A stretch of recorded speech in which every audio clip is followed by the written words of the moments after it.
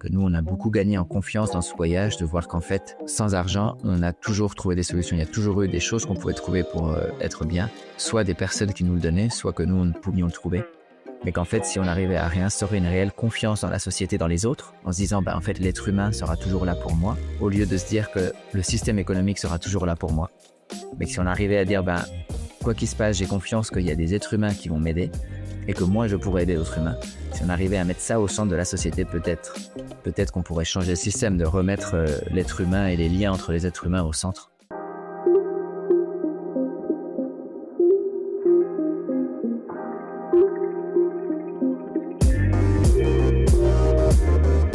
Bonjour et bienvenue sur Storylific, le podcast 100% outdoor.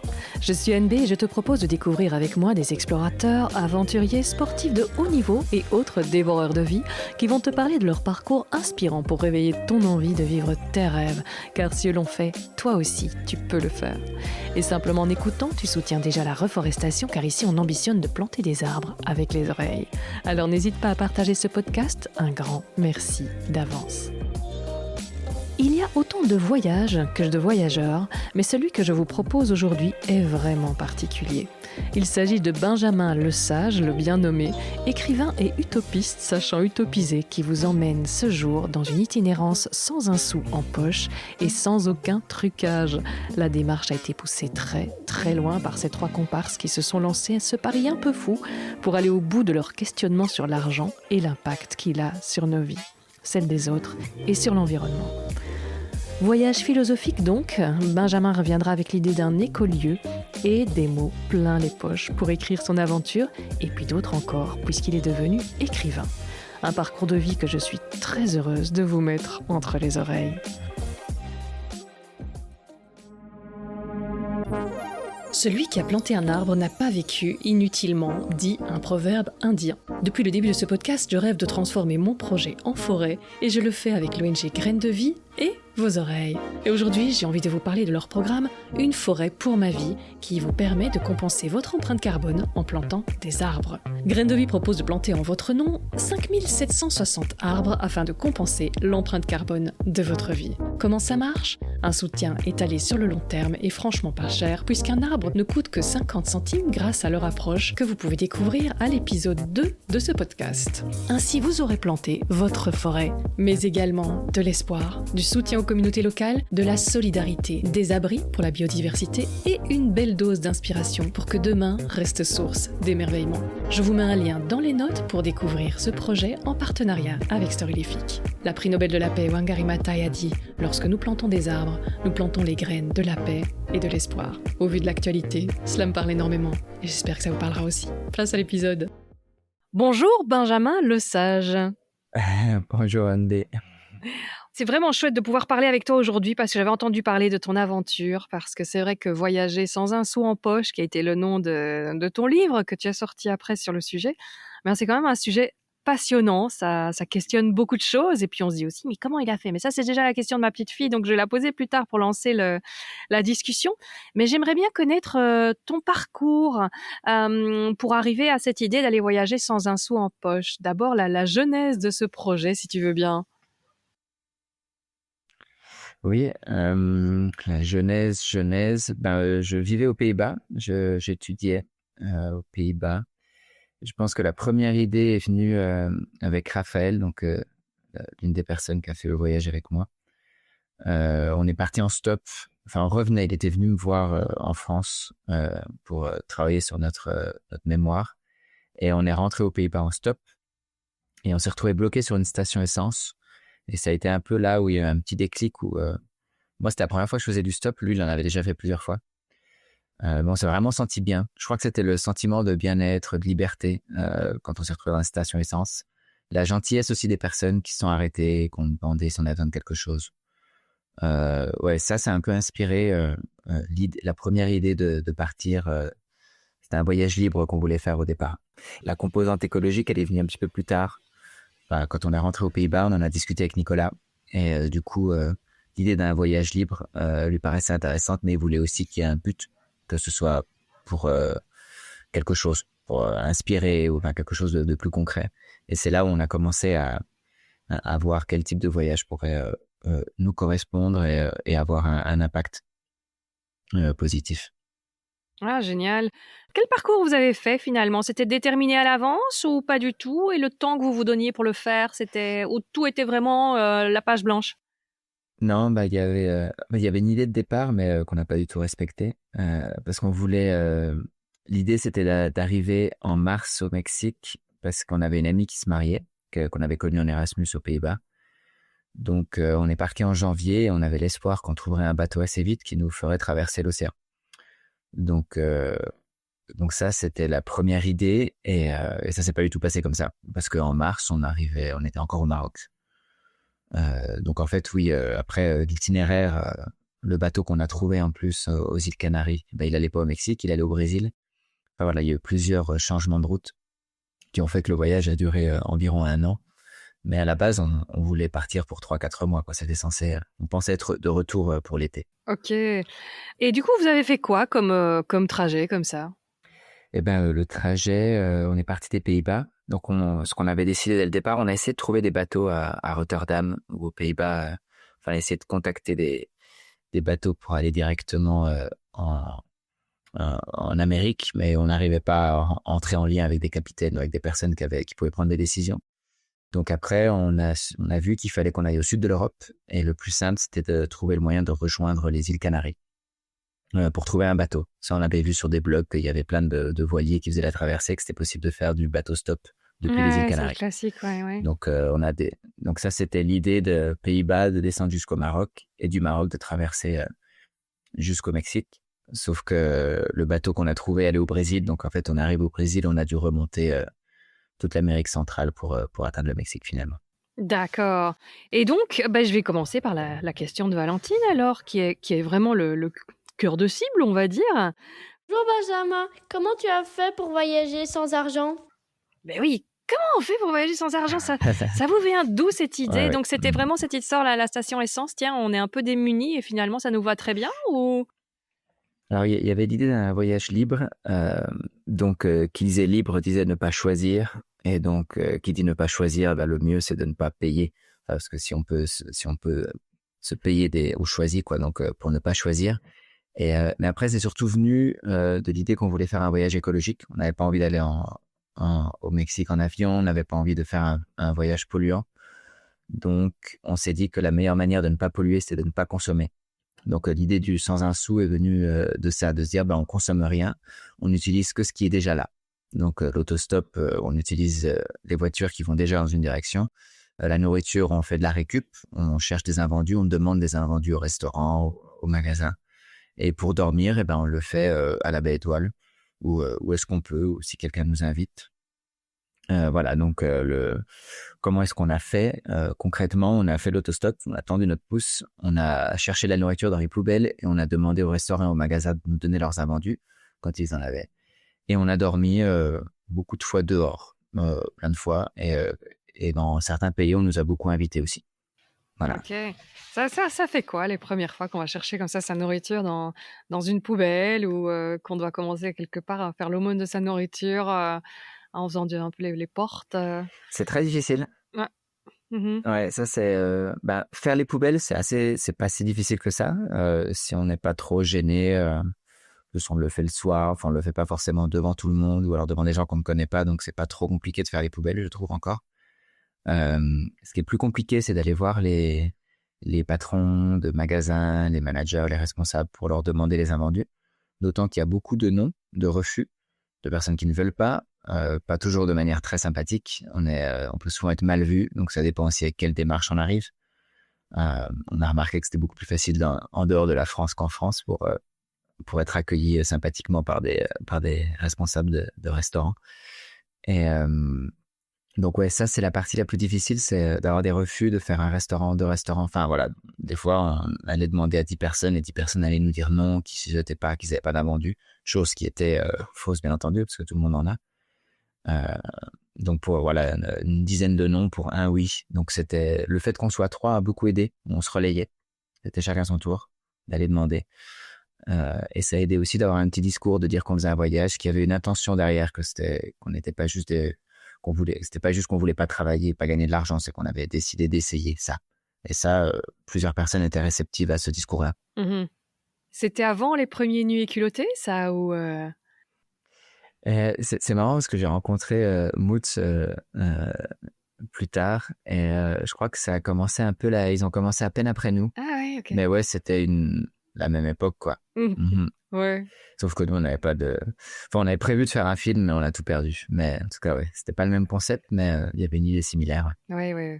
Et donc, quand vous avez traversé en bateau, comment ça s'est passé trois gars pour trouver un bateau, c'est déjà pas évident quand même, hein. Oui, oui, non, faire du bateau stop, c'est pas évident, d'autant qu'on est arrivé un peu en retard par rapport à la saison. Il y a une saison entre novembre et février-mars qui est la saison indiquée pour traverser l'océan. Donc on est arrivé en avril.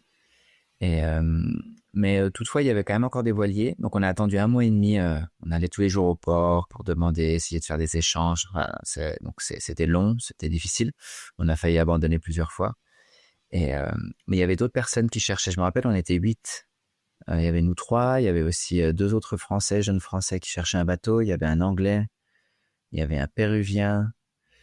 Ouais. Et je crois qu'une autre personne. Donc, ce que je me rappelle, c'est que dans la même semaine, tout le monde a trouvé un bateau. Ah ouais, sympa. Donc, c'est possible. Et donc, il y a quand même pas mal de skippers, on va dire, de personnes qui font du transport de voiliers, qui cherchent de l'aide pour traverser. Et parfois, ils préfèrent des personnes qui n'ont aucune expérience. Comme ça, ils sont sûrs qu'il n'y aura pas de discussion à bord. On obéit et c'est tout. Mm. Donc oui, 3, ça fait beaucoup, mais il y a quand même de la place sur le bateau. Donc ça s'est fait. Alors, c'est sympa parce que c'est un huis clos où une fois qu'on est parti, on est parti. Donc, parce que vous avez eu des discussions quand même au sujet de votre projet. Ouais. Oui, je pense que c'est plus sympa quand on est 2 ou 3 que tout seul. Genre se retrouver tout seul ou toute seule avec un capitaine ou dans une situation comme ça peut être malaisant. J'ai eu des retours d'expérience de personnes pour qui ça a été plus compliqué de passer 3 semaines en mer avec un inconnu au final ou une personne qu'on connaît pas trop. Mm. Pour nous, ça s'est plutôt bien passé. Il y a eu quelques discussions, c'est sûr, notamment avec l'un des deux marins, qui était lui, il y en avait un des deux qui trouvait notre idée géniale et l'autre qui trouvait ça complètement nul, qu'on était juste des profiteurs. Donc voilà, il y avait pas mal de discussions autour de ce sujet-là. Cap-Vert, Santa Lucia, 17 mai 2010.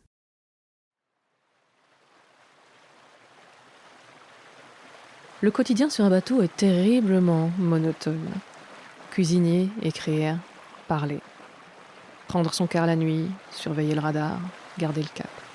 Surtout prévenir Marco immédiatement au moindre changement de vent. La première semaine, il ne se passe rien. Quelques parties de backgammon avec Francesco. Le soir, je regarde le coucher de soleil. J'observe les nuages qui viennent s'immiscer dans le paysage.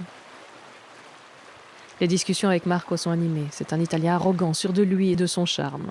Il parle sans cesse de filles, de soirées, de ce qu'il s'est mis ou de ce qu'il lui a mis. Né dans une famille de riches commerçants de Milan, il a eu une vie facile. Sport extrême et coûteux, jolies femmes et hôtels de luxe. Il nous a pris sur son bâton parce qu'il préfère avoir du monde à bord en cas de pépin, mais n'adhère pas du tout à notre vision des choses. « C'est quoi le problème avec l'argent ?» nous demande-t-il. Nous pensons que l'argent nous empêche d'être libres. C'est toujours une contrainte. C'est aussi un symbole de l'injustice mondiale. Nous essayons aussi de voyager sans argent pour montrer qu'on peut vivre de dons. « Mais impossible ! Là, vous ne dépensez pas l'argent ? C'est moi qui paie tout. Vous utilisez mon argent. Dans ces conditions, c'est facile de voyager sans argent. » Nous tentons d'argumenter. Oui, mais il faut bien commencer quelque part. C'est une démarche personnelle avant tout. Nous avons bon espoir que plus tard, plus de gens vivront sans argent.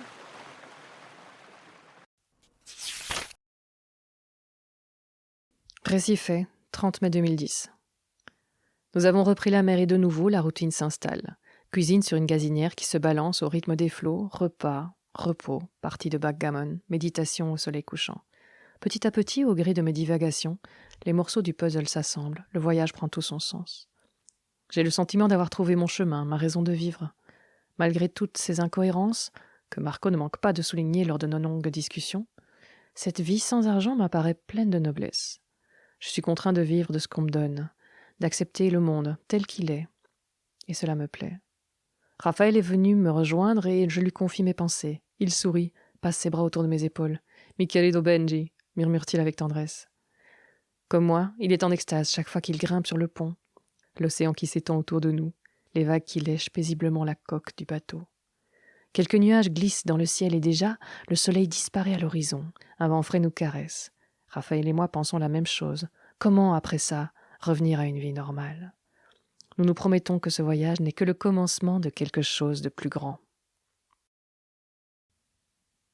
Oui, vous aviez la remarque, vous voyagez pas sans argent, vous voyagez avec notre argent, en fait. C'est ça qui vous reprochait, je pense. Vous l'avez beaucoup entendu, ça ? Ah ça, on l'a beaucoup entendu. On a sans doute le commentaire récurrent qui revenait le plus du fait que au final, notre voyage n'était pas vraiment sans argent, c'était un voyage grâce à l'argent des autres. Et ce qui est intéressant, c'est que dans les faits, c'est vrai, on essayait vraiment. Je me rappelle au début, on essayait de pas se faire inviter, qu'on nous achète rien. Enfin, c'était vraiment, on utilise ce qui est déjà là. Après, on a lâché un peu parce qu'en fait, ça devenait ridicule de refuser des personnes qui avaient envie de nous inviter. Mais c'est intéressant de voir que c'était surtout des Européens, notamment beaucoup de Français, qui avaient cette critique-là. C'était comme si ça leur était insupportable de se dire que des personnes pouvaient le faire. J'ai l'impression que pour beaucoup de Français, ou dans la culture française, en tout cas, quelqu'un qui fait ça, en fait, c'est un profiteur et il n'a pas le droit de le faire. Alors que dans beaucoup d'autres pays, notamment en Amérique latine, au Maroc, au Cap-Vert, où les personnes peut-être sont plus dans le besoin ou tout ça, mais le voyaient pas du tout comme ça. Ils arrivaient à voir la dimension plus spirituelle, où l'aventure, ça les inspirait, ou ça les faisait réfléchir. Ils étaient plus ouverts en général à comprendre ce qu'on faisait et quelle était la démarche derrière, plutôt que de se concentrer sur « Ah mais non, c'est pas vrai, vous n'êtes pas vraiment sans argent, c'est pas possible ». Tu te souviens comme ça de certaines de ces discussions Parce que je suppose que c'est un voyage terriblement formateur et transformateur. Donc, tu te souviens de certaines de ces discussions qui tournent parfois encore en tête parce qu'elles t'ont vraiment apporté quelque chose ? J'imagine que oui, des discussions précises. Il y a eu des rencontres précises qui nous marquent à vie, avec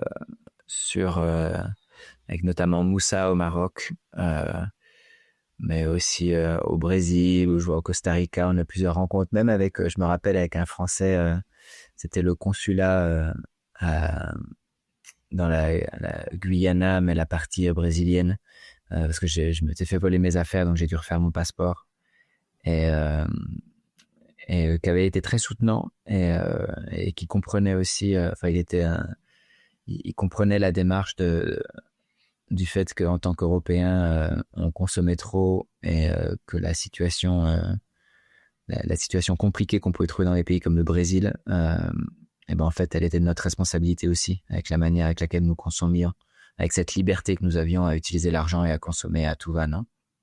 Donc, il y a eu beaucoup de rencontres, beaucoup de discussions et beaucoup de personnes qui arrivaient à comprendre que ce qu'on faisait, c'était pas vraiment d'essayer de voyager gratuitement, parce qu'en vrai, je pense qu'on s'en foutait.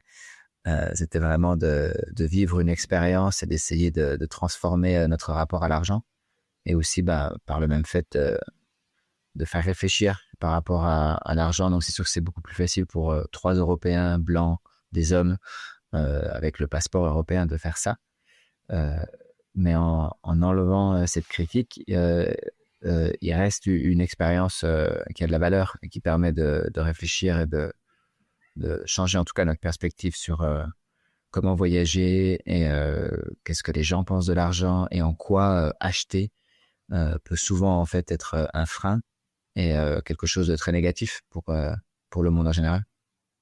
C'était en quelle année encore, votre aventure ? C'était en 2010. On est parti le 19 janvier 2010 et on est arrivé en décembre.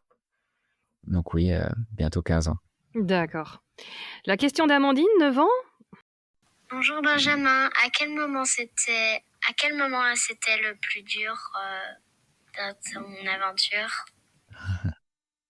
Alors le moment le plus difficile, sans hésiter, ça a été au Brésil. On est arrivé en voilier à Recife, qui porte très bien son nom parce que du coup Recife, et on peut vraiment dire qu'on s'est échoué au Brésil à Recife, où la situation était très compliquée. On a eu des menaces de mort, on dormait dans la rue, il y avait beaucoup de pauvreté, donc on s'est senti beaucoup moins légitime d'aller faire les poubelles ou de demander des invendus.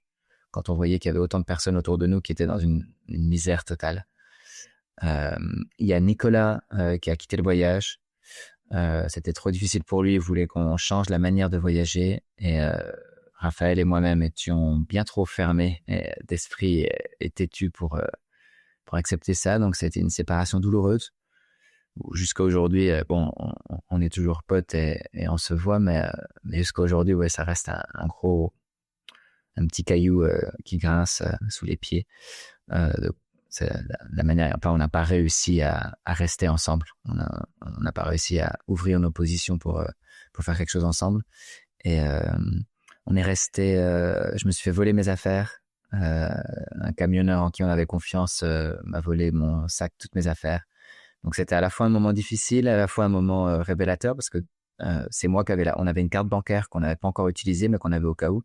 Donc elle est partie, on a perdu le disque dur, l'ordinateur, on a perdu tout ce qui nous permettait de faire un documentaire. Donc on peut dire que le voyage a commencé à être beaucoup plus initiatique à ce moment-là. Genre on le faisait plus avec un objectif derrière, mais aussi parce qu'on était vraiment convaincus par ce qu'on vivait. On avait envie de continuer à vivre comme ça, sans argent. Et ensuite, le dernier point de cet endroit à Recife qui a été le plus dur, c'est qu'à 20 km de Recife, on s'est retrouvé dans une station essence et on a attendu 5 jours. Pendant 5 jours, il n'y a personne qui a voulu nous prendre. Et donc ça a été l'attente la plus longue du voyage. Et pour les personnes qui font de l'autostop, en général, le plus dur, c'est quand même d'attendre. Ouais. Et donc ça a été voilà. Mais voilà, au bout des 5 jours, finalement, il y a quelqu'un qui nous a pris. On a fait 1200 bornes avec lui et le voyage a continué, quoi. Donc, mais ouais, il y a eu 2 semaines au Brésil qui ont été très éprouvantes. Oui, c'est dur. Vous trouviez votre nourriture comment alors quand tu dis effectivement, quand tout le monde est pauvre et a du mal à trouver à manger, c'est chaud, quoi. Vous êtes débrouillé comment finalement pour ne pas quelque part prendre à plus nécessiteux que vous, puisque vous c'était choisi, eux c'était imposé. C'est chaud comme Ouais, situation, on le effectivement. prenait pas à d'autres. Heureusement, oui, mais oui, c'était vraiment un vrai questionnement. Donc, on profitait de nos privilèges. Donc, par exemple, on allait il y avait des grandes places commerciales, des grands centres commerciaux. Et même si on avait un air assez débraillé, on avait le droit d'entrer vu qu'on était européen, alors que les pauvres, les personnes des favelas ne pouvaient pas y rentrer. Et donc, on allait dans les food courts, des endroits où il y a plein de restaurants, et on terminait les assiettes. Donc, en général, on se faisait virer au bout d'un moment, mais ça permettait quand même de manger. Dans les stations essence, quand on faisait du stop, on finissait aussi les assiettes des camionneurs. Donc parfois, il y a souvent eu des personnes, des restaurateurs qui nous disaient rien, qui nous demandaient juste de pas le faire devant les clients. Mais donc on récupérait les assiettes parce qu'il y avait au Brésil le plat traditionnel, c'est un morceau de viande avec des haricots, du riz et de la salade. Et très très souvent en fait, les camionneurs mangeaient que la viande avec un peu de riz. Donc on arrivait toujours à manger des haricots, un peu de riz et de la salade. On était végétariens, donc ça convenait bien pour nous. Et on a mangé beaucoup de pain, du pain que les boulangeries jetaient. Voilà. Et donc, vous êtes allé du Brésil au Mexique, c'est ça? Vous êtes remonté à... Ouais, du Brésil, on est remonté. Voilà, du Brésil, on peut passer à la Guyane française, de la Guyane française au Suriname, du Suriname au Guyana. Ça, c'est 3 petits États au-dessus du Brésil. Du Guyana, on est allé jusqu'au Venezuela. On a traversé le Venezuela pour aller en Colombie. En Colombie, on a trouvé un bateau qui nous a amenés au Panama. Et ensuite, on a remonté l'Amérique centrale, Costa Rica, Nicaragua, Guatemala, Honduras, Guatemala et Mexique. Belize, on est passé par le Belize et on est arrivé au Mexique, à Cancun. C'était pas prévu au début, mais il y avait la COP de Cancun. On avait été à Copenhague, à la COP 15, je crois, de Copenhague. Et donc là, il y avait la COP 16 à Cancun, le sommet sur le changement climatique. Donc, on était allé, on est arrivé là-bas. C'est devenu un objectif au cours du voyage pour le 12 décembre. L'objectif, alors, ça a été vraiment de rallier le Mexique, ou à un moment, c'était vraiment la route aussi qui vous paraissait belle? Est-ce que vous avez fait des détours pour aller voir certaines choses? On est quand même resté principalement sur un itinéraire. Donc après, bien entendu, on se retrouvait quelque part. On gardait l'option du voyage un peu libre, c'est-à-dire que si quelqu'un nous prenait en stop, qui nous demandait où est-ce qu'on allait, souvent on lui disait on va où tu vas toi. Et donc comme ça, on a visité plein de lieux on n'avait pas d'itinéraire précis. De toute façon, la seule idée, c'était arriver au Mexique. On n'avait pas trop. À partir du moment où on a vu qu'on n'allait pas arriver au mariage de notre ami en mars, on a pris notre temps. Et après, on a accéléré au niveau de l'Amérique centrale parce qu'on voulait arriver avant le début de la COP 16. Mais sinon, oui, à part cet objectif-là, il n'y en avait pas d'autres. On a fait beaucoup de détours. On a passé des fois quelques jours, une semaine chez des gens parce que c'était sympa, parce qu'on voulait découvrir la ville ou l'endroit où on était, de rester dans une communauté. On est resté dans des communautés qu'on trouvait, dans des centres voilà, qui organisaient des activités. Enfin voilà, il y a eu plusieurs rencontres comme ça où on est resté un peu plus longtemps. Après, il y avait on voulait pas non plus squatter, vu que dans ces cas-là, souvent on se faisait inviter, donc on voulait pas non plus rester trop longtemps. Parfois, on pouvait dormir juste sur la plage, et donc là, ça allait, mais là, on avait besoin de route aussi, parce que sans argent, si on voulait pas se faire nourrir par les gens, il fallait soit qu'on trouve une ville où il y avait beaucoup de récup à faire, soit il fallait se remettre en route pour aller chercher à manger. Donc, le fait d'être sans argent nous invitait à beaucoup bouger. Quand même, dès qu'on avait nos réserves qui s'épuisaient, il fallait qu'on reparte pour trouver un endroit avec de la nourriture. Donc, ça a été... ouais, on était un peu forcé au nomadisme. On y prenait goût. Mais il y a eu un vrai plaisir de la route, oui, de profiter des rencontres qu'on faisait, des lieux, de vraiment y être. On n'était pas pressés. Il y a un lieu ou l'autre, ou des rencontres ou l'autre où vous dites, ah ben voilà, c'est pour ça qu'on fait ça, c'est pour vivre des moments comme ça. Oui, il y a eu des rencontres, oui, magiques qui nous ont transformés, qui n'étaient pas vraiment, c'était pas c'est pour ça qu'on fait ça. Il y a eu des rencontres où on a reçu énormément, avec beaucoup de bonté, qui nous ont fait beaucoup réfléchir, qui nous ont fait, on s'est senti coupable aussi de recevoir autant par moment.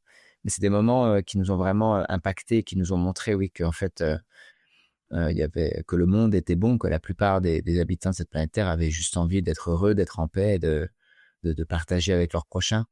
Donc ça, c'était des moments très forts pour nous aussi, je pense, en tant qu'Européens, plutôt habitués à un certain individualisme. Et avec cette idée qu'au dehors de nos frontières, c'est le danger, en tout cas dès qu'on va au sud. Et là, c'était un peu l'inverse, de se rendre compte que, waouh, en fait, tellement de personnes incroyables qui ont envie de nous connaître, qui ont envie de nous héberger, qui étaient curieuses, qui avaient envie de partager leur savoir, mais aussi d'apprendre de nous. Ça, c'était très fort. Et après, il y a eu d'autres rencontres où on creusait un peu sur ce qui se passait socialement, donc des personnes qui travaillaient dans les maquilas, dans les sweatshops, là, les usines pour faire les vêtements, ou par rapport à l'agriculture, ou des personnes qui étaient dans une situation compliquée. Il y a souvent eu des personnes très modestes qui nous invitaient, en fait, peut-être même plus que des personnes aisées. Et donc, c'était aussi, ces rencontres-là aussi nous disaient, ah bah tiens, oui, on est sans argent, mais aussi parce qu'en fait, en tout cas, la situation au Maroc, Cap-Vert, mais aussi l'Amérique latine, il y avait ce vrai sentiment que, ouais, en fait, là-bas, la situation politique, sociale et économique est très compliquée, mais en partie parce que, d'une certaine manière, ce sont nos esclaves, ce sont des esclaves modernes au service de notre société. Donc, il y avait souvent des moments comme ça qui disaient, OK, il faut qu'on continue. Sans argent, il y a un côté un peu égoïste qui est vrai, c'est on voyage, on en profite, nous. Et il y avait aussi l'envie de montrer, de parler toutes ces choses-là et de se dire qu'en fait, pour que le monde aille mieux, c'était un peu cette idée qu'on avait, il faudrait que les Européens arrêtent de consommer. Ouais, je crois que c'était un peu l'objectif global de faire réfléchir à ça. Tu peux nous parler justement de ces personnes des sweatshops alors? Oui, alors ça, c'était beaucoup Costa Rica, Nicaragua, Honduras, où par exemple, on avait été pris en stop par une femme qui nous a hébergés chez elle, qui a dit « Ah non, mais je vous laisse pas dormir dehors, c'est trop dangereux au Nicaragua, vous pouvez pas, il n'y a pas moyen. » Et qui nous a hébergés, et le matin, elle est partie travailler, elle nous avait dit qu'elle voulait qu'on reste jusqu'au soir parce qu'elle voulait discuter avec nous. Et donc, on a appris qu'elle travaillait dans une sweatshop. Et en fait, elle était à une position relativement élevée. Elle était avocate. Et du coup, avocate affiliée aux ressources humaines. Et donc, son travail, c'était d'éviter des litiges. Et donc, c'était assez poignant à quel point elle nous a expliqué que pour elle, c'était très difficile parce qu'en fait, elle voyait des situations dramatiques, vraiment avec des personnes qui tombent malades ou qui perdent un bras, enfin, des choses assez... et elle faisait la gestion pour que l'entreprise règle ça à l'amiable, étouffe l'affaire d'une certaine manière. Donc ça, c'est une rencontre assez impactante aussi, parce qu'on peut voir des vidéos, tout ça, mais c'est toujours différent quand on les rencontre. Et elle vivait juste en dehors du quartier parce que dans les maquilas, c'est des zones détaxées en plus. Cette entreprise, elle paye pas d'impôts. C'est soi-disant grâce à elle, il y a de l'emploi, mais quel type d'emploi? Et donc il y a des espèces de bidonvilles qui se construisent autour, où tous les gens vivent dans la misère pour pouvoir travailler. Enfin ouais, ça dégoûte vraiment l'envie de vouloir acheter un jean neuf, je dirais. Ouais. Ah bah purée, ouais, faut être bien. Oui, soit il faut être vraiment très peu altruiste, soit il faut souffrir tous les jours pour faire le métier qu'elle fait, hein, cette femme. Ouais, pas plus que de l'altruisme, elle avait pas le choix non plus niveau travail. On pourrait dire qu'on a toujours le choix, mais pour elle, elle le sentait pas vraiment. Elle essayait de se conforter dans le fait qu'elle pouvait aider les familles aussi. Parce qu'il fallait à la fois il fallait pas que ça fasse trop de bruit, mais à la fois elle pouvait trouver des conditions. Donc quelque part, il vaut mieux que ce soit une personne avec de l'empathie qui fasse ce travail-là plutôt que quelqu'un de très froid qu'on n'a rien à faire. Oui, c'est vrai aussi. Mais oui, c'était pas un travail facile.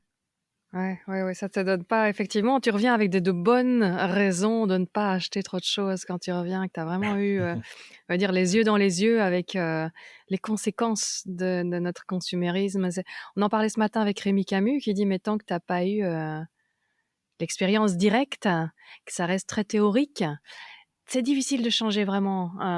Mais si tu as une expérience directe, là, c'est à vie, quoi. Ouais, et moi je me rends compte là où je suis revenu à un mode de vie plus classique, et en plus, d'autant plus depuis quelques jours qu'on a emménagé en ville, je me rends compte à quel point c'est très facile de retomber dans la consommation et à quel point en fait nous en tant Tout est fait pour, hein. qu'être humain, en tant que citoyen d'une société, on n'est pas responsable. Je veux dire, c'est trop dur de se mettre le poids sur les épaules, de se dire ah ben non il faut pas, parce qu'en fait c'est tout un système qui nous a habitués à ça, et la tentation est tellement forte. Donc c'est vrai que c'est très difficile il faut se forcer, il faut se mettre une discipline. Je vais pas acheter neuf, je vais toujours trouver une solution écologique. C'est épuisant. Donc c'est ça qui est un peu dramatique, c'est ça le problème, aussi, c'est épuisant. il faut ces expériences-là, mais c'est pas si simple. Oui. Non, mais c'est bien que tu le soulignes parce que vraiment, toi, tu as vraiment les mains dans le cambouis de ce côté-là. Je veux dire, voyez, sans argent, rencontrer là-bas. Et puis même toi, tu dis, on se fait vite récupérer. Mais c'est vrai, quand tout le système est fait pour ça, Oui, c'est très compliqué de faire autrement. Et effectivement, à partir du moment où tu as un emploi, tu as des enfants, parfois moi aussi, quand les enfants étaient beaucoup plus petits, maintenant ça commence à aller mieux, mais c'est toujours chaud, hein, entre les activités, les bazars, les machins. T'arrêtes pas de te dire, bon, je vais encore prendre la voiture pour aller la conduire à la danse, mon Dieu. Et puis après, tu dis, mais j'ai pas le temps d'aller tout acheter nécessairement. Chez le petit producteur du coin, la grande surface où il y a tout, c'est tellement plus simple. Et là, j'ai vraiment pas le temps. Qu'est-ce que je fais? Enfin, et puis on tombe vite aussi, après on se donne aussi l'excuse, hein, parfois j'ai pas le temps, bah oui je pourrais le prendre, mais quand t'es déjà épuisé, tu te dis voilà, à un moment il faut quand même qu'on se foute la paix. Et ouais, non, c'est vraiment compliqué, et on en parlera d'ailleurs de votre éco-village où vous avez essayé justement de faire les choses autrement. Mais je crois très fort aussi qu'on est fait pour vivre. Allez, c'est connu qu'on essaie toujours. Si tu regardes par quartier, il y a des modes, même dans les arbres qu'on plante ou quoi. Enfin, tu vois, on est fait pour vivre un peu de manière homogène, quoi. Donc les identités culturelles, c'est aussi parce que les gens se reconnaissent entre eux parce qu'ils se ressemblent, et on fait tout pour ressembler aux voisins, si possible parfois même un petit peu mieux, hein. Avoir le même type de voiture, on est un peu plus gros parfois quand on a des petits problèmes d'ego, mais il y a vraiment des comme ça, on essaie de se ressembler pour ne pas sortir du lot, pour être accepté en fait. Ça commence très jeune, ça continue à nous poursuivre, donc vraiment faire se détacher complètement, c'est pas si évident. Au mieux, ça questionne et on te pose plein de questions, tu attises la curiosité, mais il y a aussi beaucoup de rejet. Ouais, bon, moi, si tu faisais comme tout le monde, ce serait quand même plus simple. Enfin, changer n'est pas si facile. Et donc, c'est ça, je crois très fort au fait de se rassembler, de créer une autre petite entité où on est tous dans la même philosophie pour pouvoir avancer. Et c'est ce que tu as fait en rentrant, d'ailleurs. On va en parler, mais j'ai encore envie de rester encore un peu dans le voyage avec toi. Mais c'est vrai que cette question de comment changer est primordiale, et quand tout un système va dans un sens, aller à contre tout courant, ça peut être épuisant, ouais. Oui, tout à fait. Mm. Et donc, ton voyage, tu as eu d'autres rencontres qui t'ont interpellé ou des émerveillements, des pays que tu dis waouh, ça a coupé le souffle, la beauté ici, ou je sais pas, quelques cartes postales de voyage que tu peux nous partager. Bon, ouais, les paysages magnifiques, il y en avait vraiment partout. C'était du désert marocain il y avait l'île de Noronha en bateau. Le voilier, il a fait escale à l'île de Noronha au Brésil, qui est un petit paradis où les voitures sont interdites. Il y a les îles San Blas, un archipel de 300 îles au large du Panama avec une culture autonome, avec un peuple justement qui a banni l'alcool par exemple et qui essaye de vivre, voilà, de résister un peu au consumérisme à sa manière.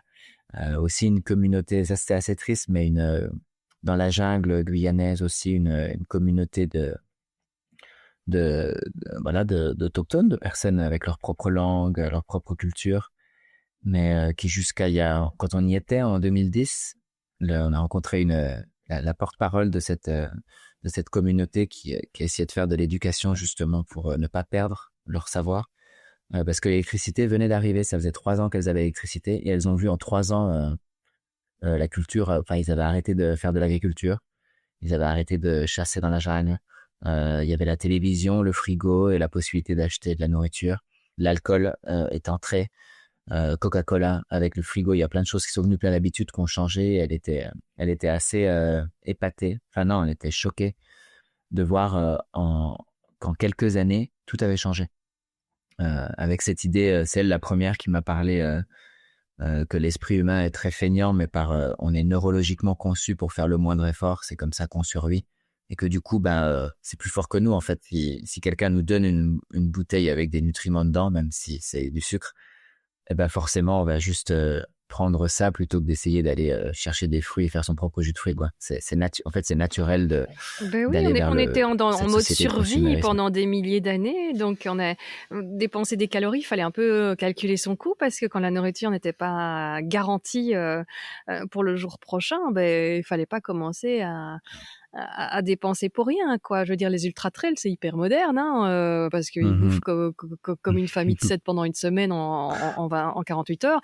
Mais non, tu pouvais pas te permettre de faire ça, évidemment, hein. C'était calculé. Donc, effectivement, on était fait pour ne vraiment faire le moindre effort, juste ce qu'il fallait pour survivre. Donc, effectivement, dans une société où on a tout en surplus, c'est pas foufou, hein. Non, ouais. Il y a aussi le Maroc, il y a une mention spéciale au Maroc, ça on en parle beaucoup dans le livre, mais de manière générale toujours, surtout en tant que Français. En tout cas, moi je suis né dans une petite banlieue à Besançon, mais je suis né dans un quartier considéré compliqué, avec des gens qui ont des origines de partout dans le monde, mais aussi avec pas mal de racisme et beaucoup de préjugés. Et donc, moi, je me suis jamais, enfin, voilà, de là où j'ai grandi, j'ai jamais trop vécu ou trop, puis je suis blanc, donc moi, je l'ai jamais trop, enfin, j'ai pas réalisé à quel point le racisme, en fait, était ancré dans notre société. Mais ça a été très impactant d'arriver au Maroc et d'être autant accueilli, d'avoir les Marocains qui étaient si généreux, si ouverts, et à chaque fois avec cette réflexion, mais en fait, si 3 Marocains allaient en France sans argent, comment est-ce qu'ils seraient reçus, non? Et soit ils se feraient éjecter, soit ils iraient en prison. Enfin, donc il y avait ce contraste-là, était fort de cette culture marocaine qui était si généreuse, si portée sur l'autre, vraiment avec vraiment un souci de l'autre et avec tout n'est pas parfait nulle part, mais vraiment avec cet aspect-là de la culture qui nous a beaucoup touchés et qui nous a fait réfléchir sur en tant que Français dans notre culture, comment est-ce qu'on traitait les étrangers, comment est-ce qu'on traitait les personnes différentes. Qu'est-ce que vous faites là? Nous marchons. Il rigole de plus belle en secouant son voisin par l'épaule. Et vous allez où? Dans le sud. Il rit de plus belle d'un rire contagieux qui fait que bientôt, nous rions avec lui. Vous êtes fous, je vous emmène alors. Et c'est ainsi que nous nous retrouvons mal assis au fond de la cabine du camion de Moussa. L'endroit est inconfortable. Le bahut secoue pas mal. Mais malgré cela, je suis plein de joie et j'aimerais pouvoir coucher mes sensations sur le papier. J'ai le sentiment que pour la première fois de ma vie, je n'ai pas écouté mes pensées trop rationnelles. En faisant le choix de marcher ainsi vers l'inconnu, je me suis séparée de mes peurs, de mes doutes. J'ai fait le vide en ne pensant qu'au moment présent, à la nuit autour de nous. Cette sensation est magique. Cette impression d'abandon, de relâchement total, c'est une vraie révélation pour moi. Et ça, en Amérique latine, on le voyait aussi. Oui, il y a une discrimination positive de dingue sur les Français, quoi, sur les Blancs, les Français, les Allemands, les Italiens. Et c'est vrai que c'est... Donc ouais, là aussi, chaque fois les rencontres, de toute façon, je pense que c'est le propre d'une rencontre, nous amène vraiment à prendre du recul sur nous-mêmes et à changer notre perception de ce qu'on est et aussi de ce qu'est le monde. Donc ça, ouais, des cartes postales, il y en a beaucoup, ouais. Il y a beaucoup de photos qui ont été faites, beaucoup qui ont été perdues, du coup. Mais et il y a eu aussi genre même à la fin du voyage, après on est allé aux États-Unis toujours sans argent. Parce que le voyage sans argent a continué après en arrivant au Mexique. Mais cette fois-ci, j'étais seul et puis après avec Yasmine, qui est devenue mon épouse. On a rencontré aussi Daniel Suelo qui vivait sans argent depuis des années dans une grotte et qui militait aussi pour expliquer pourquoi il fallait, pourquoi l'argent était en fait un problème, pourquoi l'idée de valeur était néfaste à notre société. Ça a été une chouette rencontre aussi. Il y avait une rencontre, ça c'était rigolo, c'était au Nicaragua sur l'île d'Ometepe. C'était une communauté de Français, de Canadiens. Ils se faisaient appeler les Elnouk. Voilà, c'était des personnes qui étaient... c'était fort parce qu'en fait, comme nous, elles étaient véganes, elles mangeaient plus de produits d'origine animale, elles faisaient 100% écologique, ils n'utilisaient pas de plastique. Enfin, ils étaient très très loin dans un truc de vraiment vivre de la manière la plus sobre et comme les anciens, quoi. Ils faisaient tous leurs outils, ils n'utilisaient pas de métaux. Enfin, c'était assez incroyable. Donc ouais, ça aussi, c'était en mode, en fait, c'est possible. Bon, c'est possible au Nicaragua, au Costa Rica, dans des pays avec une abondance et un climat plutôt doux, quoi. C'est un peu plus compliqué en Belgique ou dans le nord de la France. Un peu plus, oui. Oui. Là, je dois dire que mon papayer ne se porte pas très bien. Il n'existe pas d'ailleurs. Ouais, non. Ces réflexions sur l'argent, justement, tu parlais de cette personne qui vivait dans une grotte. Qu'est-ce qu'il a apporté à votre réflexion? Tu peux même la tienne est hyper intéressante. Donc, tu peux nous parler justement de ce rapport à l'argent, de ce que ça peut changer, de ce que ça peut impliquer, toute ta réflexion qui est partie de là, parce que c'était quelque part le but du voyage, c'était une expérimentation de ce côté-là et d'approfondir une réflexion et du coup, ça m'intéresse super fort que tu nous la partages. Je pense qu'au tout début du voyage, le concept était surtout, je me rappelle, on avait une discussion avec Raphaël où lui, avant, il voulait être millionnaire pour sauver le monde, pour pouvoir aider tout le monde. Et moi, j'étais plus sur les communs et la gratuité. Peut-être c'est aussi une réflexion assez française dans cette idée où en fait, la solution, ce serait qu'il y ait moins de choses à payer, que tous les communs soient gratuits, accessibles à tous et à toutes. Et donc la réflexion du sans argent, donc il y avait le pas consommer et il y avait philosophiquement un peu cette idée en fait que un prix est injuste, quel que soit le prix, il y a toujours une injustice derrière parce que c'est une valeur. Et donc au fur et à mesure du voyage, cette pensée a grandi et elle s'est précisée en nous, en moi. J'ai beaucoup attaché d'importance à cette idée-là et à ce que j'ai découvert ensuite grâce à Daniel Suelo, l'économie du don, de Gift Economy, avec notamment aussi Charles Eisenstein, que je l'ai pas rencontré, mais qui avait fait une vidéo pour en expliquer, avec cette idée que la nature, ou en tout cas tout ce que nous avons est donné en tant qu'être humain, ou même depuis la naissance, tout ce qui nous permet d'être ce qu'on est, tout ce qui nous permet de vivre, en fait, est donné à l'origine. Il n'y a rien qui... la nature ne vend pas. Donc, il y a des personnes qui peuvent s'approprier des ressources, qui peuvent mettre une idée de valeur sur leur travail pour ensuite le vendre.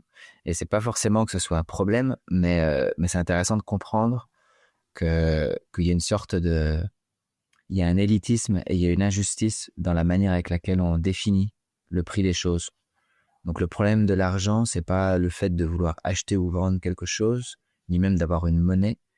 Mais pour moi, c'est plus le fait qu'on pose des valeurs qui discriminent, qui créent des différences justement entre certains produits Alors, on va dire en fonction de l'offre et la demande, mais celle-là, elle est aussi un peu créée par nous-mêmes, en fonction de la rareté d'un produit. Ça pourrait être une idée.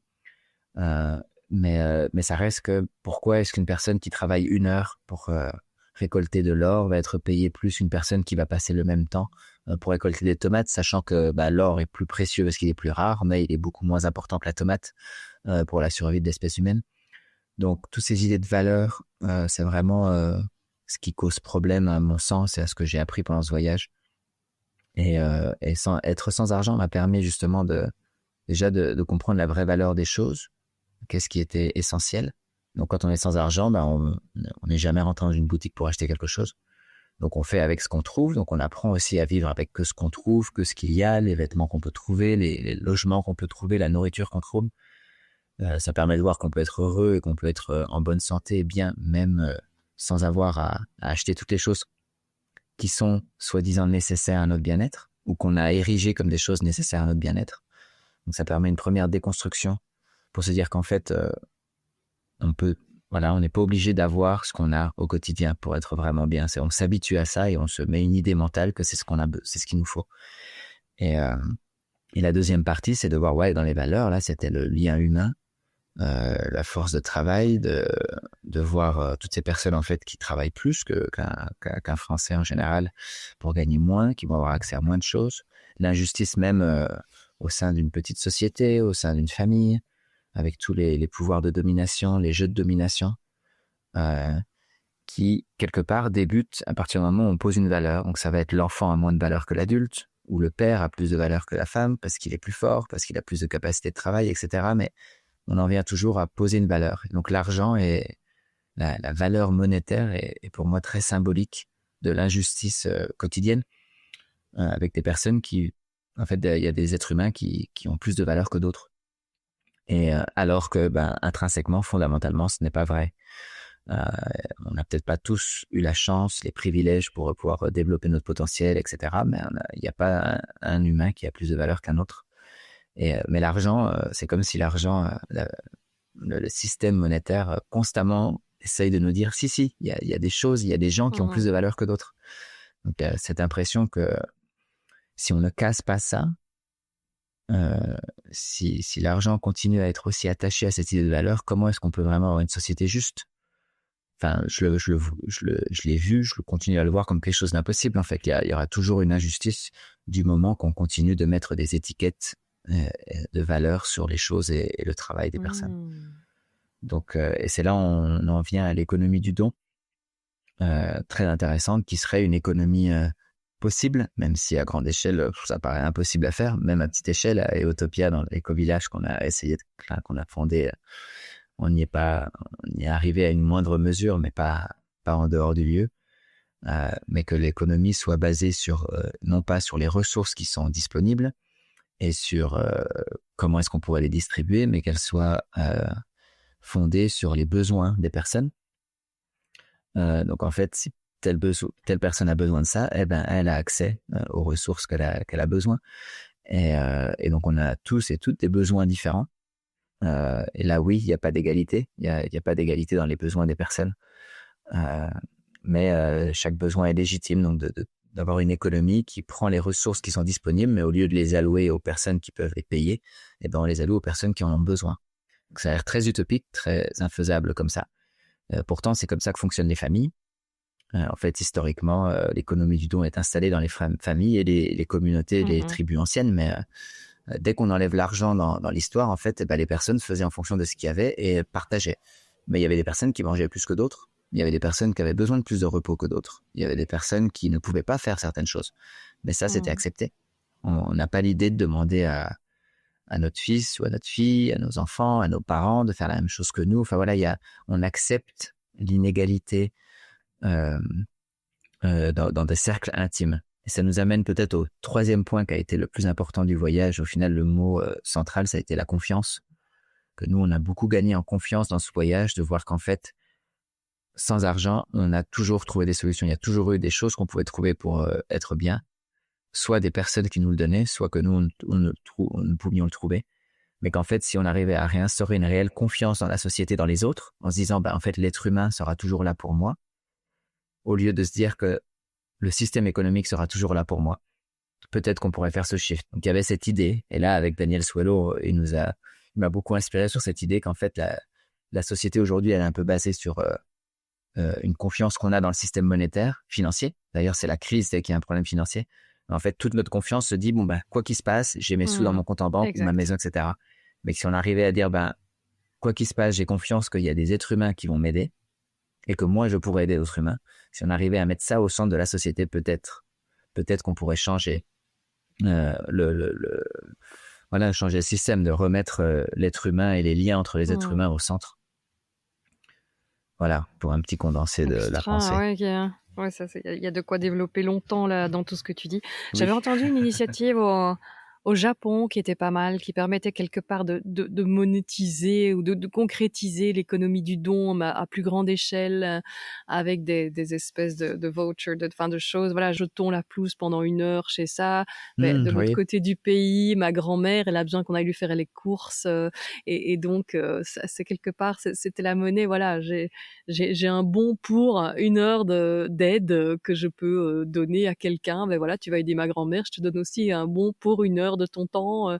Et donc, plutôt que de la difficulté, tu peux donner des cours particuliers, tu peux effectivement, tondre la pelouse, aller chercher quelque chose, porter, faire pour un déménagement, et tu es payé en des bons à valoir d'1 heure de prestations quelconques dont tu peux avoir besoin. Je trouvais ça assez extraordinaire. Apparemment, ça marche. C'est une économie parallèle qui s'était mise en place. Je sais pas si c'est même pas pendant la guerre ou quoi. Et apparemment, qui continue à perdurer. Je ne sais pas si tu en as entendu parler. Ça m'avait l'air intéressant de savoir que ça marchait. Ouais. Il y a des associations en France et en Espagne, sans doute dans d'autres pays, qui le font, des banques du temps. Banco de Tiempo, c'était en Espagne. Je me rappelle plus le nom de l'association en France, mais il y a eu plusieurs réseaux à une époque, quand je suis revenu en 2013-14 avec le mouvement Alternatiba et tout ça. Il y avait pas mal d'initiatives avec des sites internet justement qui essayaient de mettre en place ça, ou au niveau local. Donc c'est sûr que c'est quelque chose qui peut fonctionner et qui est sans doute nécessaire. Enfin, il est nécessaire d'avoir une structure, parce que ça, ils en parlaient dans l'économie du don. L'écueil de l'économie du don, c'est qu'on n'a plus de foi aujourd'hui. Il faudrait presque une nouvelle religion qui nous réapprenne à avoir confiance dans la vie. Et donc aujourd'hui, on a besoin d'une structure et d'une limitation. Donc par exemple, des bons d'1 heure. Donc j'ai travaillé, donc j'ai le droit de recevoir parce que j'ai donné. Ou alors, pour que je reçoive, il faut que je donne. Et au lieu de juste se dire, de toute façon, je donne ce que je peux donner et la vie me rendra le reste. Mais oui, en tout cas, ces initiatives sont déjà des bons pas, je trouve, déjà, rien que pour déconstruire un petit peu notre manière de penser et puis voir qu'autre chose est possible. Je pense que ça, c'est la seule chose qu'on peut vraiment faire aujourd'hui, c'est essayer d'expérimenter et voir qu'il n'y a pas qu'un seul chemin, quoi. Exactement. On a besoin de ces nouveaux récits, comme on dit, et de savoir, pas lieu de que dire c'est complètement une utopie. Mais en fait, ton utopie, tu vois, ça fonctionne depuis plusieurs années là-bas, en fait. Donc voilà, il y en a peut-être effectivement le système en place n'a pas nécessairement, sans aller dans le complotisme du tout, mais simplement on a mis en place un système qui maintenant s'auto-alimente, parce que forcément ceux qui sont enrichis sur ce système n'ont pas nécessairement ni envie ni intérêt. Donc les deux, souvent, que ça change. Donc forcément, ça va être dur de changer la structure. On voit, celui qui avait fait le film Demain, Pablo, mon Dieu, Saving, comment il s'appelle lui encore, qui disait que Cyril Dion et Pablo Cervini, mais c'est pas les mêmes. Voilà, je mélange les deux. C'est Cyril Dion dont je parle, qui disait justement sur une chronique à France Inter que voilà, il redisséquait ce qui faisait les grands changements. Donc effectivement, il y a une idée dont le temps est venu, etc. Mais souvent, il y a une crise qui permet que la bascule se fasse, comme pour le vote des femmes, etc. Et donc, on dit moi, j'ai un peu trop envie d'aller dans le mur c'est dommage s'il faut une crise climatique ou une guerre ou quoi que ce soit pour que les choses changent. Mais en tout cas, c'est vrai qu'il y a des idées qui doivent devenir un peu plus connues pour qu'effectivement elles puissent faire leur chemin, profiter d'une crise ou pas d'ailleurs, mais pour qu'elles puissent changer. C'était intéressant. Le chemin vers le changement n'est pas facile, parce que ce qu'est une structure en place est très compliqué. Ouais. Et donc, tu peux nous parler justement de ce que vous avez mis en place dans votre éco-village, dont j'ai oublié le nom. Eotopia. Voilà. L'écolieu s'appelle Eotopia, donc c'est plus qu'un éco-village, c'est un écolieu, parce que c'est un petit lieu, quoi. C'est 3 hectares, c'est une ferme. Et en fait, oui, en rentrant du voyage, on a eu envie de continuer l'expérience, mais de manière sédentaire. Donc, ça a vraiment été inspiré du voyage avec cette idée de faire un espace qui soit basé sur l'économie du don. Donc, il y a plusieurs valeurs, le fait que ce soit un espace vegan, sans alcool, sans cigarettes. Il y avait plusieurs, avec voilà, des idées de permaculture et d'écologie au sens large. Mais l'un des piliers est l'économie du don et cette idée de voir si on pouvait justement s'installer quelque part et instaurer une économie qui fonctionnerait sur ce qu'on arrive à produire, sur les ressources qu'on peut obtenir et puis de les partager librement entre nous, mais aussi avec les personnes qui viennent.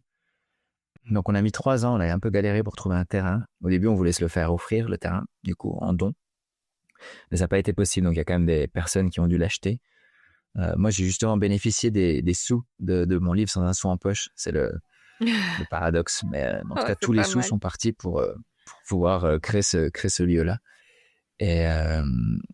Et donc, ça, en 2016, on a réussi à trouver un terrain avec une maison et puis on a commencé l'expérience. Donc, ça a eu beaucoup de turnover, de personnes qui sont venues, qui sont parties. Aujourd'hui, il y a 4 résidentes principales avec d'autres personnes qui moi, y viennent. Yasmine, moi et Ada, on est encore à moitié dans le projet. Et donc, ça fait 8 ans que ça existe et ça a bien fonctionné à plein de niveaux. Il y a d'autres niveaux moins. L'autonomie alimentaire est très difficile à trouver. Les liens avec les gens autour ont été compliqués. On n'a pas vraiment réussi à mettre en place cette économie du don, du partage avec nos voisins proches. Il est plus arrivé avec d'autres personnes, d'autres communautés ou d'autres gens autour qui essayent de vivre différemment. Il y a un peu un entre-soi dans le milieu écologique qui est un peu compliqué à briser. L'économie du don sur le lieu fonctionne parce que c'est un lieu qui a toujours été gratuit. On invite des gens tous les mois, il y a des périodes de visite, il y a un festival et en fait, on n'a jamais rien demandé à personne. Donc, on explique ce que ça coûte. Voilà, donc les personnes peuvent partager avec nous, peuvent donner de l'argent dans la boîte à dons si elles veulent pour financer, pour payer les impôts ou pour acheter la nourriture parce qu'on est très loin d'être autonome. Mais on a réussi à respecter cette chose où en fait, il y a des personnes qui peuvent venir et ne rien donner, d'autres qui peuvent donner beaucoup, d'autres qui peuvent donner leur temps. Il y a aussi des personnes qui peuvent venir et même ne pas travailler, entre guillemets, parce qu'elles peuvent pas. Donc, d'essayer, même s'il y a eu souvent des conflits et puis que ça travaille, parce qu'il y a souvent un sentiment d'injustice qui nous vient, même nous, en mode « mince, c'est pas juste, il y a des personnes qui travaillent moins, tout ça. » Enfin, on a eu plein de problématiques. Mais dans son ensemble, on a quand même réussi à mettre en place une expérience assez nouvelle, je pense, basée sur l'économie du don et qui fonctionne interne, qui fonctionne plutôt pas mal et qui permet de faire réfléchir du coup pas mal de gens. C'est vrai que c'est important de se dire, c'est pas que ça va être facile, même si on est tous avec le même idéal à la base. Après, il y a les personnalités, il y a la vision des choses. T'es le premier à dire, tiens, parfois j'ai peut-être manqué de souplesse, ce qui a fait que pendant le voyage, il y en a un qui est parti de son côté. C'est pas facile et de tenir le cap et de lâcher prise, non? Ah oui, je crois que c'est le plus dur. On s'est rappelé souvent, c'est Eotopia, c'est un espace expérimental. On s'est toujours dit, c'est une expérience, c'est un espace expérimental. Il peut pas y avoir de vérité, il n'y a pas de vérité dans ce qu'on fait. Parce que la vérité, cette idée de vérité, souvent, elle est clivante. Et le plus dur, je crois qu'au bout de 8 ans, et là, encore aujourd'hui, les gens qui y sont le vivent, c'est comment arriver à rester convaincu, à rester motivé pour vraiment continuer dans une ligne directrice écologique ou quelle que soit l'envie, tout en lâchant prise pour accepter les différences de chacun, chacune, pour accepter qu'il y a des personnes, des fois, qui ne peuvent pas plus, qui ne peuvent pas en faire plus. C'est-à-dire, à un moment donné, dans nos valeurs, il y avait faire de son mieux. C'était, on essaye d'apprendre que chacun, chacune fait de son mieux et d'être indulgent, d'être patient et d'être indulgent avec soi-même, avec les autres. C'est un sacré travail. Ouais, effectivement. Dès qu'il y a quelqu'un, on se dit, ouais, enfin, il se lève tous les jours à 10h et puis à 15h, il se plaint qu'il est crevé. Ras-le-bol, quoi. Et peut-être que simplement, effectivement, il n'a pas tout à fait les mêmes gènes que toi à la base, ou alors vraiment, oui, c'est compliqué de mettre là-bas en se disant qu'est-ce qui est juste, qu'est-ce qui ne l'est pas. Dans tout groupe humain, je crois, même entre collègues, il y a toujours, il morfile toujours ses dossiers, machin. Et donc, la vie en société reste compliquée. Comment est-ce que vous mettez est-ce que vous avez un système de réunions hebdomadaires pour essayer de mettre les choses à plat ou... Oui, tout à fait. On a des réunions, toutes les semaines, il y a une réunion. Là, en ce moment, il y a eu des époques où on faisait 2 à 3 réunions par semaine pour être sûr avec à chaque fois un partage de ressenti pour que chacun puisse s'exprimer sans réaction. On n'a pas le droit de réagir, donc ça permet vraiment d'être à l'écoute. Parce que souvent, on a remarqué, le plus important, c'est de se sentir entendu, de se sentir vu et entendu. Quand on part d'un espace où on se sent vu et entendu, tout de suite, on est plus apaisé. Et ensuite, on peut discuter Donc, on a toujours une partie de partage de ressenti et une autre partie plus concrète où on parle des situations, des choses à faire, des projets ou des éventuels problèmes, tensions qu'il peut y avoir entre nous. On a aussi un système de cœur à cœur où quand on sent une tension ou une distance avec une personne, on propose des temps de partage à 2 ou à 3 ou à 4 suivant le nombre de personnes impliquées. Et ça, c'est des moments où on se dit tout, on essaye d'être dans la transparence et de dire qu'est-ce qui va pas, qu'est-ce qui nous touche, en essayant toujours de garder ce qu'on a appris avec la communication non violente, de parler de soi, d'essayer de pas être dans l'attaque de l'autre et le reproche, mais plutôt tiens, je me sens comme ça, c'est difficile pour moi cette situation. Donc de partir de soi. Ça, c'est quelques outils qu'on a qui nous aident à vivre ensemble, et à pas être constamment dans la tension et comprendre aussi, ça c'est le gros rappel qu'à chaque fois, quand il y a une tension, c'est un symptôme, c'est quelque chose qui cherche à nous faire grandir, à nous faire réfléchir sur notre propre nos états d'âme, notre situation. Joli ça. Donc de le voir, ça fait toujours un peu trop développement personnel, mais un peu comme un cadeau, quoi. Dès qu'il y a une tension, c'est un petit signal d'alerte, c'est quelque chose qu'il faut regarder là, il faut soulever le capot, sinon il va y avoir un plus gros problème plus tard. Incroyable. Et comment ça se passe alors, les gens là-bas, ils travaillent à l'extérieur ou c'est juste vous faites du maraîchage, vous travaillez à l'intérieur uniquement? Il y a eu de tout. Non, le lieu, on ne vend rien sur le lieu, donc c'est en économie du don, donc c'est souvent extérieur. Donc moi, je travaillais en ligne. Yasmine, elle fait des chantiers à côté. Là, je sais que Moon, elle a travaillé dans une ferme pendant 6 mois. Juliette, qui est là, par exemple, elle travaille dans l'EHPAD du village. Guillaume donne des cours de yoga. Camille, elle est en année sabbatique, elle est en train de faire une recherche. Donc, elle avait un salaire. On a eu des personnes qui travaillaient en ligne sur Internet. Il y en avait d'autres qui vivaient pas de beaucoup, mais qui faisaient des saisons. Qui allaient en hiver faire des saisons de ski ou travailler en Suisse à la récolte ou les vignes. Donc voilà, il y a eu un peu de tout. Mais on n'a pas de modèle économique basé sur le lieu. Ça faisait partie un peu de l'idée de départ. Et après, on a créé un café associatif dans cette idée justement pour essayer de développer des revenus pour les personnes qui résident sur le lieu.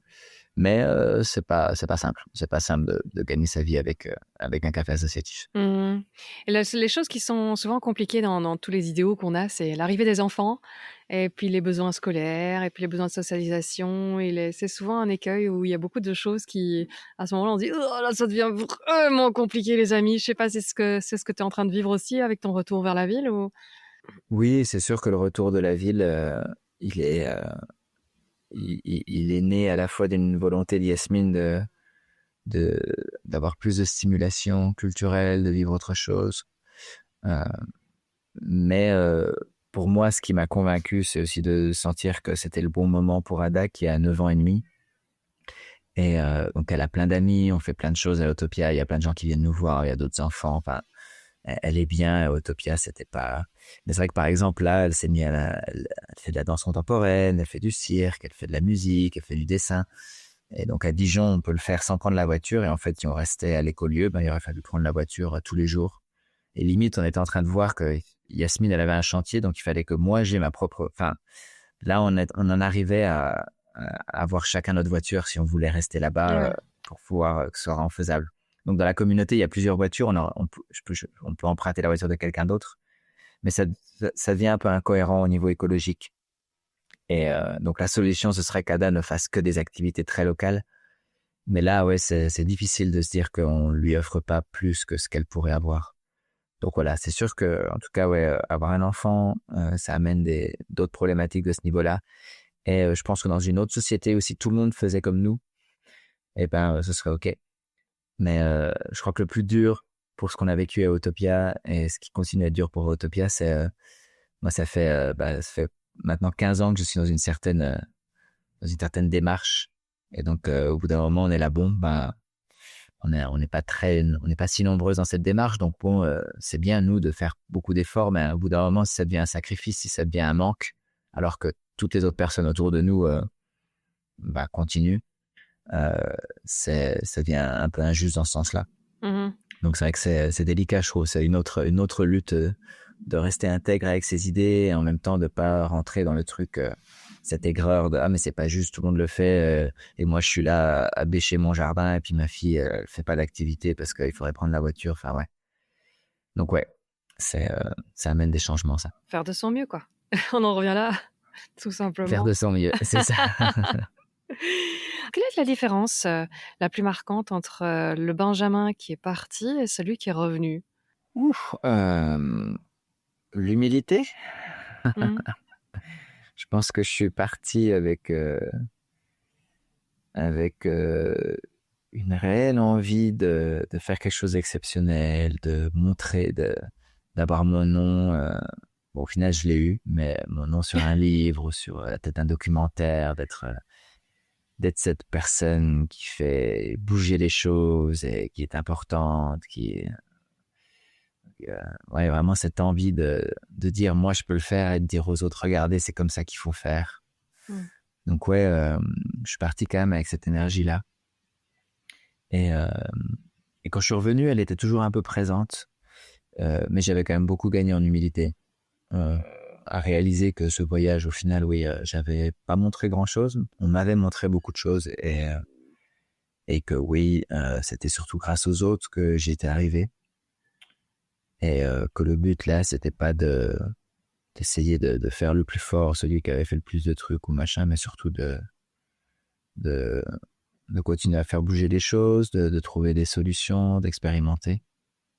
Bah ouais, je suis revenu quand même un peu plus humble, même si ouais, il m'a fallu encore d'autres années après pour atteindre un niveau acceptable, je trouve, que je note aujourd'hui dans mes relations, qui est très différent avec les autres, où j'arrive à être moins imposant, moins dominateur et moins arrogant dans mes idées, même si les idées peuvent être justes et intéressantes, ça veut pas dire qu'il faut les imposer aux autres.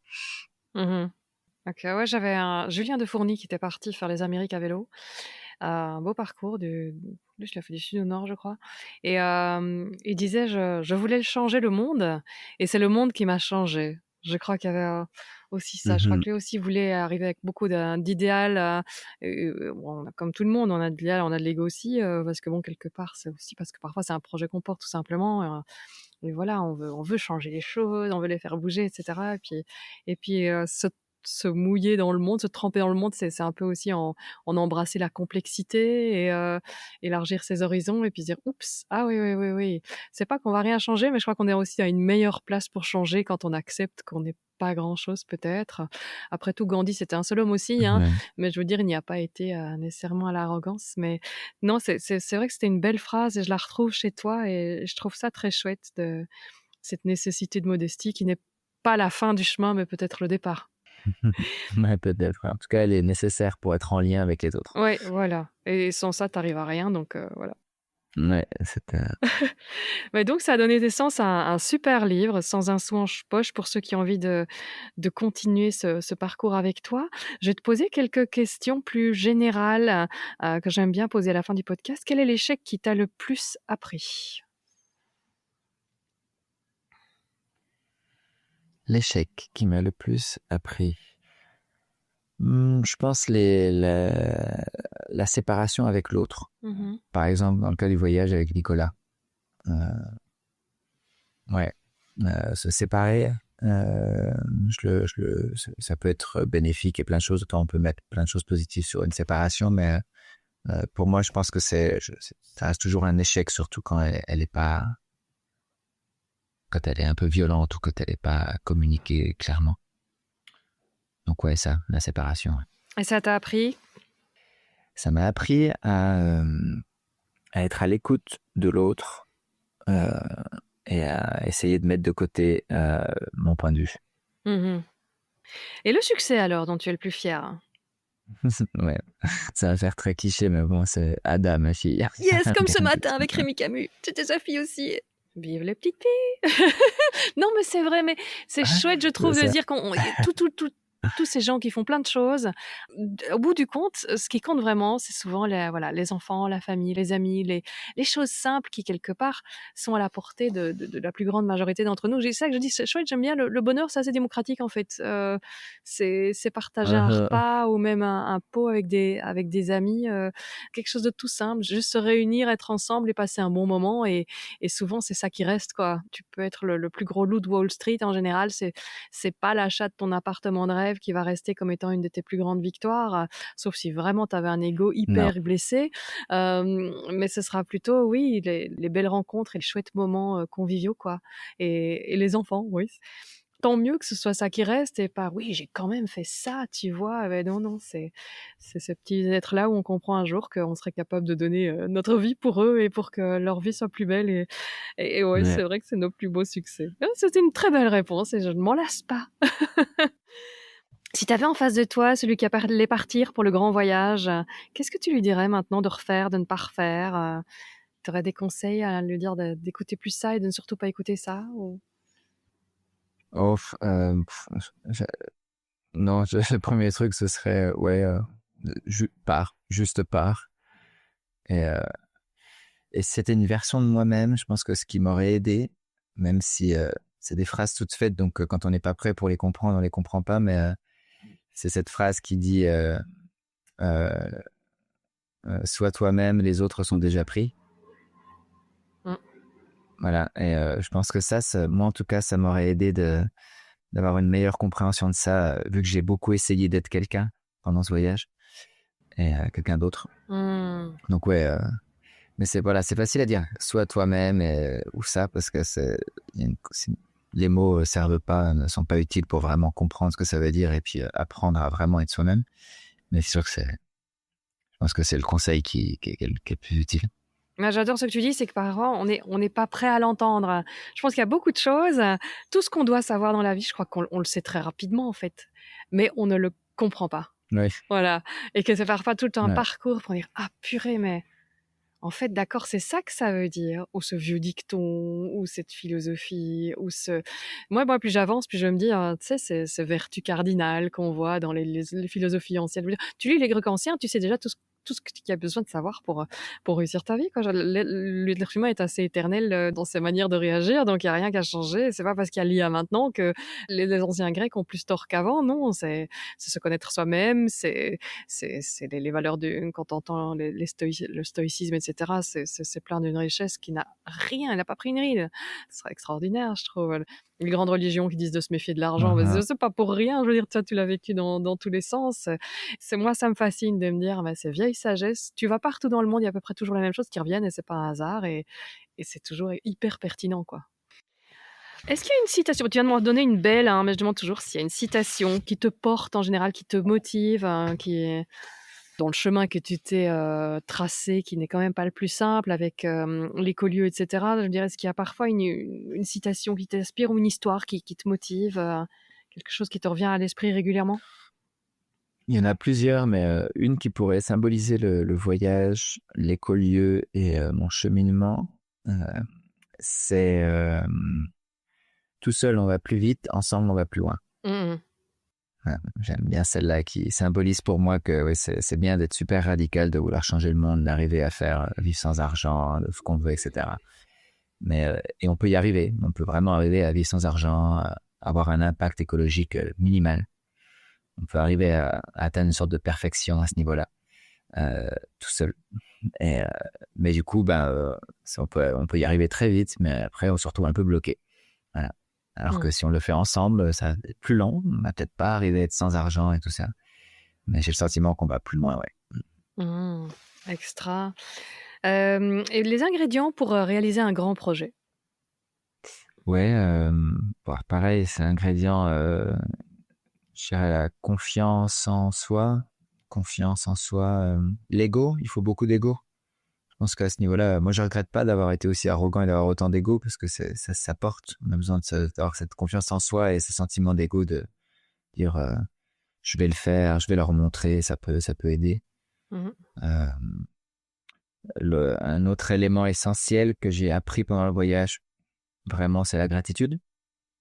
Je pense qu'on arrive toujours à on peut aller au-delà, au bout de nos projets à chaque fois qu'on arrive à se rappeler de tout ce qui nous a été donné et de tout ce qui nous permet d'être là et d'y arriver.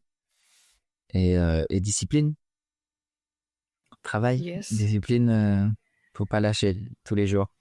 Ouais, 100% d'accord.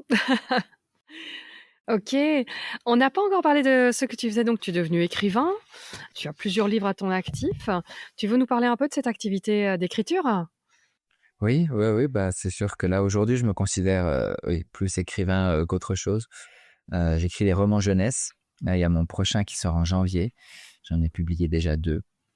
Et ouais, jusque-là j'étais un peu entre voilà, être avec ma fille parce qu'elle va pas à l'école, donc on passait beaucoup de temps ensemble, être à l'éco-village, à l'écolieu.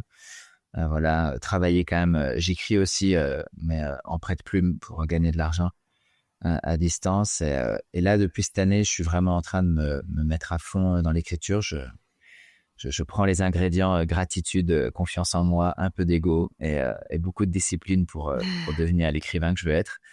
Donc ouais, je mets tout ça dans cette direction.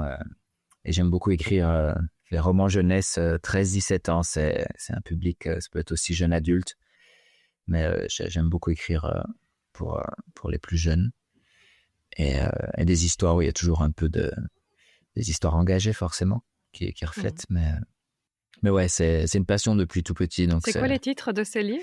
Le premier, c'était Les étoiles qui meurent dans le ciel, qui est sorti en 2020. En 2021, il y a Corantino, qui lui, c'est l'histoire de quelqu'un que j'ai rencontré en Colombie pendant un voyage sans argent, qui avait traversé aussi l'océan sans argent, mais dans un conteneur pour aller en Europe. Et là, celui qui sort en janvier s'appelle Nuage. C'est un peu des contes philosophiques quelque part que tu écris sous forme de roman ou... Le premier, Les étoiles qui meurent dans le ciel, c'est clairement un conte philosophique. Corantino, c'est une histoire qui pourrait être comme un conte un peu aussi. Et oui, Nuage, oui, c'est toujours... quelque part, c'est toujours une personne qui a un rêve en tête et qui veut le réaliser et qui y arrive avec quelques péripéties. Donc, c'est cette idée, ouais, j'aime bien les personnages. Je pense que c'est le reflet de moi qui ont un rêve en tête et qui coûte que coûte ont envie d'aller au bout. Ouais, je crois que tu disais que souvent tu pars du personnage en fait, c'est pas ça? Oui. Ah oui, toutes mes histoires, ça commence par un prénom et après je raconte son histoire et il y a des histoires qui avortent, qui ne, voilà, où le personnage s'épuise, je sais pas, et il y a plus d'histoire à raconter. Et puis il y en a qui vont un peu plus loin et ça fait un roman. Ouais, donc il y a pas mal de choses où tu as décrit un personnage, tu as raconté le personnage, et puis en fait, ce personnage-là, il n'y a pas matière de faire un roman. Et donc, tu dis que tu as plusieurs choses comme ça qui sont restées là, mais donc tu pars toujours du personnage. Je trouve ça fascinant comme processus d'écriture, donc c'est amusant. Ah bah chouette, mais franchement, ça a l'air d'être... Je sens que je vais m'en procurer aussi. Les filles commencent à être en âge d'aborder, puisque tu dis c'est 12-17, bon, ben là, ma plus grande à 11 ans, ça va, on va peut-être... parce que ça me parle bien, écrit par quelqu'un qui a ce genre de parcours, bah, ça doit être très chouette. Donc, je vais aller me découvrir tes livres. Benjamin Lesage, j'ai un site internet, une page Instagram, Facebook, pour me suivre là-dessus. Ah bah génial. Ça, c'était ma question d'après. Où est-ce qu'on peut te retrouver pour continuer à te suivre? Donc, voilà, le rendez-vous est donné. J'ai une lettre d'info mensuelle où je partage tout mon processus d'écriture, gratuite bien entendu, mais c'est lettre d'info, mais enfin, voilà, faut pas hésiter à me suivre là-dessus. Je crois que tu as aussi, pour ceux qui ont envie de sortir leur premier roman, je crois que tu as aussi des ateliers d'écriture. Hein. Oui, voilà, ouais, je peux faire les accompagnements. Ok, extra bien. Merci beaucoup pour ton temps cet après-midi. C'était bien, bien, bien sympa de parler de cette vie sans argent avec ces horizons que ça ouvre et ces difficultés pratiques. Et voilà, l'un n'exclut pas l'autre. Donc, c'est super chouette. Merci beaucoup, Benjamin. Merci à toi, Anne-B. J'avais encore envie d'ajouter une citation que je trouve géniale pour terminer cet épisode. Je vous laisse avec ceci. Tiré du livre Sans un sou en poche. L'utopie est à l'horizon. Je m'approche de 2 pas, elle s'éloigne de 2 pas. J'avance 10 pas de plus et l'horizon se déplace 10 pas plus loin. Mais alors, à quoi sert l'utopie? Elle sert à ça, à marcher. Fernando Biri, cité par Eduardo Galeano, page 123 de mon édition. Merci à Benjamin pour ce partage si riche qui, je l'espère, vous donnera envie de poursuivre la réflexion. Et surtout, j'espère que cette conversation vous invitera à repenser votre rapport à la manière dont chaque jour, tous, nous changeons le monde par ce que nous consommons, ou pas. Dans les notes de l'épisode, vous retrouverez toutes les infos sur l'invité et un lien vers la page web de l'épisode pour plus de contenu, des photos, parce qu'à l'audio ça reste compliqué, sa bio, les citations et autres liens mentionnés pendant notre discussion. Je vous y mets d'ailleurs pour aller plus loin les liens vers l'économie du don du temps au Japon, le fourré à Equipo et quelques liens pour creuser l'idée en France et en Belgique. Et en parlant de Japon, nous aurons bientôt sur le podcast une invitée qui vous emmènera à vélo à travers cet archipel contrasté entre mer, tradition et une bonne dose de sueur. Merci aussi à Benjamin de m'avoir autorisé à lire quelques extraits de son livre que j'ai dévoré. Sa plume est fluide, le récit passionnant. Je recommande vivement la lecture de Sans un sou en poche pour une immersion encore plus complète dans cette odyssée radicale. J'ai beaucoup aimé sa description des réalités des pays traversés, car quand on voyage dans ces conditions, on se frotte à ce qu'il y a de plus cru, mais aussi de plus généreux dans la rencontre de l'autre. Un vrai récit sans paillettes qui donne envie d'autres possibles. Comme toujours, je termine en te demandant de faire un petit geste, tout simple qui fait un monde de différence pour le projet. Storylific soutient la reforestation avec l'ONG Graines de Vie, donc si l'épisode t'a plu, partage-le sur tes réseaux ou encore mieux, parle-en autour de toi, car plus il y a d'oreilles, plus on plante. Merci et à bientôt. Je verrai, j'ai jamais eu ça encore, donc Ok. On va croiser les doigts. Allez, du coup, je vais le refaire. Hein. Bonjour, Benjamin le Sage.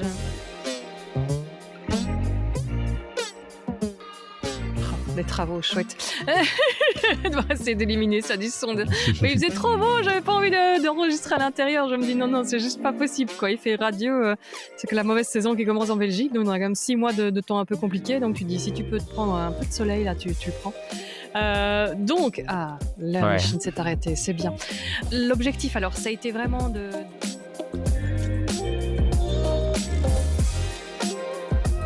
Et c'est pas facile, et c'est possible quand même, quoi. C'est pas l'un ou l'autre, c'est pas « Ah zut, il y a eu un problème, donc ça marche pas du tout ». Oui, ça c'est sûr. Ouais. Attends, là, c'est les enfants qui rentrent de l'école, donc on a le chien qui aboie, les enfants qui sont énervés, ça...